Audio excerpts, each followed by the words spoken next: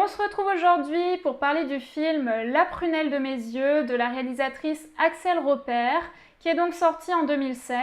Alors ici, il s'agit en fait d'une comédie romantique d'un homme et d'une femme vivant dans le même appartement qui sont amenés à se croiser régulièrement. Tous deux aiment la musique, elle de façon juste, lui de façon un peu plus fausse. Elle semble heureuse, il semble malheureux.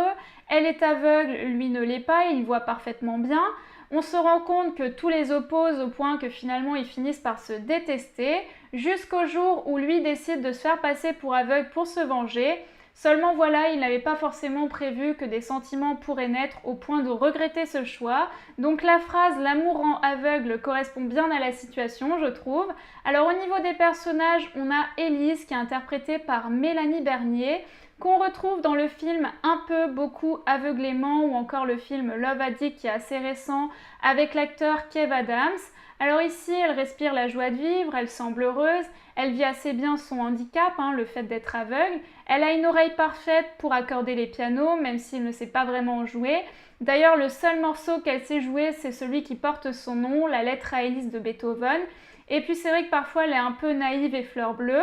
On a également Marina qui est interprétée par Chloé Astor. Alors elle, c'est la sœur d'Élise. C'est vrai qu'à l'inverse, elle est pessimiste. Elle doit se sortir quand même de son addiction à la drogue, mais elle est quand même un peu créative. On a également Théo qui est interprété par Bastien Bouillon, qu'on retrouve dans le film Le Beau Monde, que je vous conseille, qui est vraiment justement un beau film à regarder. On a également Deux automnes et trois hivers. Alors ici, il est pessimiste, il est mélancolique. Finalement, on se rend compte que peu de choses le rendent réellement heureux. Il joue assez mal du bouzouki, qui est un instrument grec. Et puis c'est vrai qu'il n'arrive pas vraiment à avoir ce qu'il veut dans la vie. On a également Léandro qui est interprété par Antonin Fresson, qui est en fait le frère de Théo. Alors lui à l'inverse, c'est comme Élise, il est optimiste, il joue très bien du bouzouki, mais il ne veut pas forcément le montrer à son frère parce qu'il ne veut pas le vexer. Il est un peu maladroit aussi pour séduire Marina, la sœur d'Élise. Et enfin, on a Nikolai qui est interprété par Swan Arlo, qu'on retrouve dans le film Petit paysan, que je vous conseille, qui est vraiment très bien, assez récent sur le monde agricole. Alors ici, c'est le meilleur ami d'Élise, lui aussi est aveugle, il est amoureux d'elle, mais il n'ose pas lui avouer, bien entendu. Ils travaillent ensemble, mais voilà, je pense qu'il est un peu trop conventionnel pour lui plaire, il manque un petit peu de folie. Alors au niveau des scènes, il y a pas mal de petits passages qui m'ont plu dans le film. Bien entendu, je ne les ai pas tous sélectionnés parce que sinon je risque de vous spoiler le contenu, ce serait dommage. Alors déjà, il y a le moment où les deux frères, Théo et Léandro, sont accueillis par un représentant de Pôle emploi. Et c'est vrai qu'il a ce côté un petit peu moralisateur vis-à-vis d'eux, alors que je trouve qu'il n'a pas forcément bien placé. Ça se passe assez mal avec sa chef et puis il n'a pas l'air forcément très épanoui dans son travail, faut le dire. Je pense que c'est un petit peu là pour dénoncer le fait qu'il ne faut pas sortir des rangs et des conventions dans notre société, qu'on n'a pas sa place en tant qu'artiste, même au niveau de ceux qui connaissent un handicap, c'est vrai qu'on les considère vraiment comme des handicapés dans la société. Or, des fois, ils s'en sortent beaucoup mieux que ceux qui ne le sont pas, donc ça, c'est encore des clichés, et c'est vrai que c'est très ancré dans les mentalités, ça a du mal à partir, c'est dommage. J'aime bien le moment où aussi ils se retrouvent dans l'ascenseur, ça a ce côté un petit peu intimiste, et puis les phrases qui sont mises en fond, qui sont écrites soi-disant par le gamin du premier, je pense que c'est là un petit peu pour représenter l'insolence des jeunes d'aujourd'hui, ça encore c'est un peu cliché, mais ça colle assez bien avec chaque situation, c'est un côté un peu cynique. J'aime bien le moment aussi où Marina elle va voir son médecin pour traiter son addiction à la drogue. Et c'est vrai que le médecin c'est quand même censé vous aider, vous rassurer, faire en sorte d'améliorer la situation. Or là c'est l'inverse, c'est un côté un peu jouissif pour le médecin, le fait de lui dire qu'elle ne va pas s'en sortir. Donc c'est vrai que je pense que c'est aussi pour dire faites attention, les médecins et les médicaments, c'est pas toujours la solution à tout.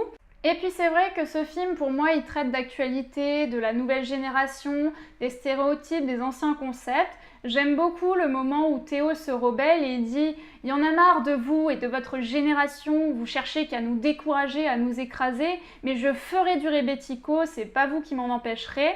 Quand il dit ça justement à Monsieur Dimitros, qui les reçoit dans le lieu où ils peuvent jouer du rébético.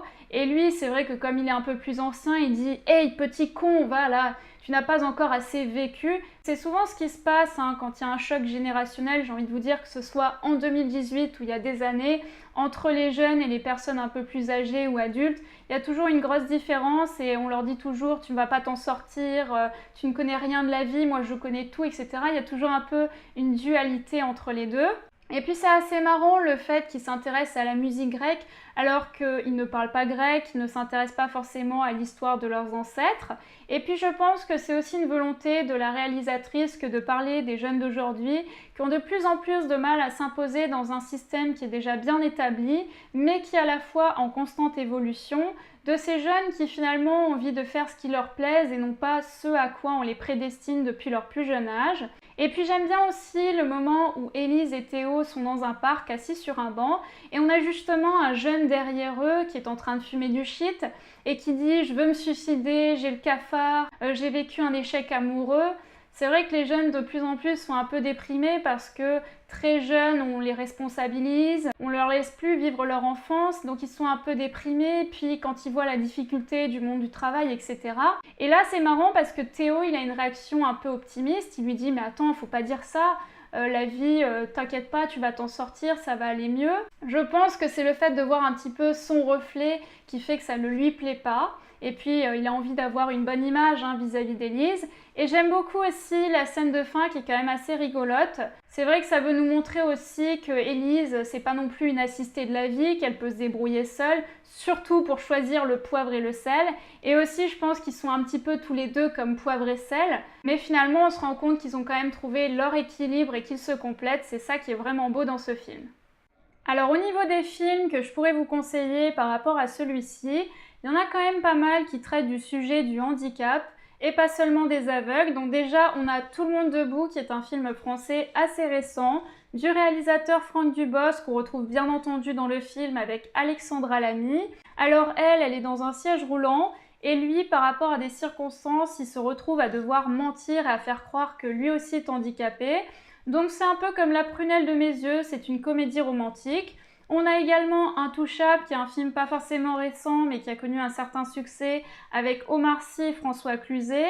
On a également De rouillé d'os avec Marion Cotillard. Donc elle, dans son travail à Marineland, du jour au lendemain, elle se retrouve à ne plus avoir de jambes, donc c'est quand même tragique. Ensuite, on passe à des films qui ne sont pas forcément français, donc c'est Listen to Your Heart. C'est un film qui n'est pas forcément connu, mais que j'ai trouvé vraiment touchant.